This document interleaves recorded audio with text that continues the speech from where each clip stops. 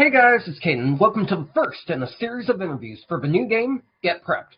On this series, we'll be talking with some of the businesses and voiceover artists that you'll be seeing in the game. Today we have William Savage, who will be the voice of Princess Misty in the game. Well, welcome to the show. Hi, thanks for having me. First, my first question for you is, what is your favorite project you've worked on so far and why?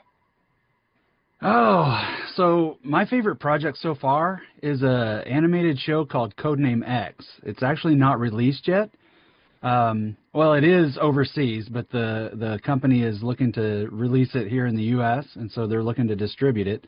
But it's from Side 9 out of South Korea, and I got the chance to do many voices for that show. I'm one of the main characters, and then a ton of different side characters. And the one thing that I loved about that show was that it reminded me of a cartoon that I watched when I was a kid called Inspector Gadget. And the reason it reminds me of that is one of the villains who I actually get to voice is named the Burning Man.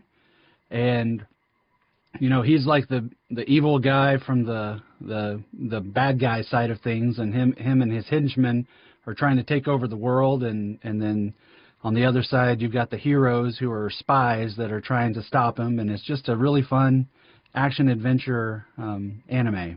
So that one is one of my favorite projects. Absolutely sounds fun. My next question for you is, what drew you to the world of voice acting? Just my love of entertaining and performing. I've always been very animated while reading stories to my kids. I'm always trying to do voices or mimic other people or characters that I see. And then, you know, I've owned a DJ karaoke business for years before I moved to Florida, and sold that business. But, you know, just being able to entertain and all that. And so eventually I got kind of burnt out at my old career, which was an IT director, and just started soul searching and deciding what do I want to do, and voice acting is kind of what I was drawn to, just from my love of entertaining. Yeah, that's definitely an amazing story.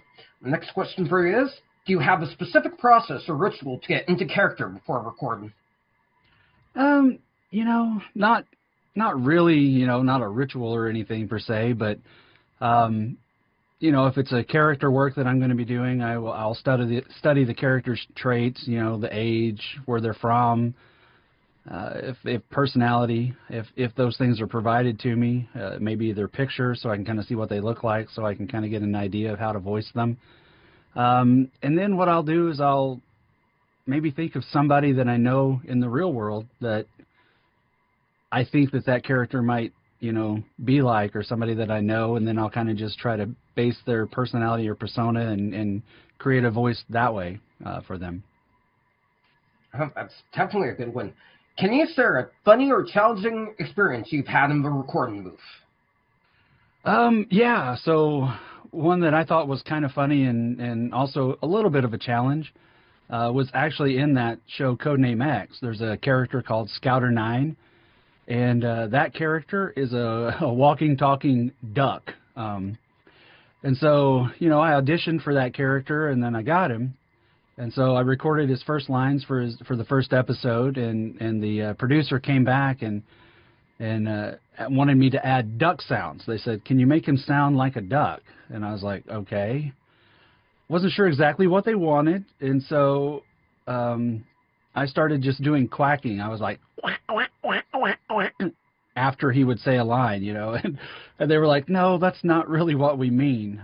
They wanted him to actually have his vocal presence just kind of have duckish qualities. So I was like, okay, how am I going to do this? And so what I decided to do was, instead of having him actually quack, was that if he had to say like a hard K or hard Q sound, like the word quick or escape, I would, you know, do something like I would say, quick, quick, quick. You know, I not doing it very good right now, but, you know, I'd say, quick, we've got to make an escape, and put a little in there while I was doing it. And so took a little while to practice that and get those lines down. And of course, I'm not warmed up for that, so it's not sounding quite right. But so to me, that was funny because I just kind of was, before I would go, quick, we got to make an escape. And that wasn't what they wanted. And I was like, okay, I think I understand now. So that was a little challenging and kind of humorous to me. Yeah, it definitely sounds humorous. All right, my next question for you is, if you could lend your voice to any animated character, past or present, who would it be? Oh, doesn't everybody want to be Batman? But, honestly, though, I mean, that would be epic to be a Batman. But for me, my dream character isn't specifically a character right now that I want to do. It's that I want to be in an Illumination movie that features the Minions.